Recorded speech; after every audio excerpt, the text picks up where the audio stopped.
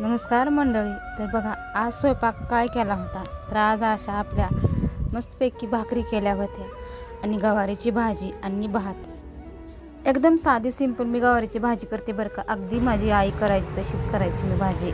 आणि हे काही फ्रूट होते ते फ्रूट घेऊन ठेवले होते.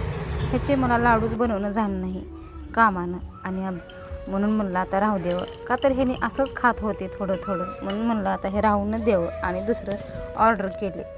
तर तुम्हाला सांगू का, आज मी भाकरी करताना मला आईचा फोन आला आणि आईला दोन गोष्टी बोलत बोलत मला एकदम लहानपणीची आठवण आली.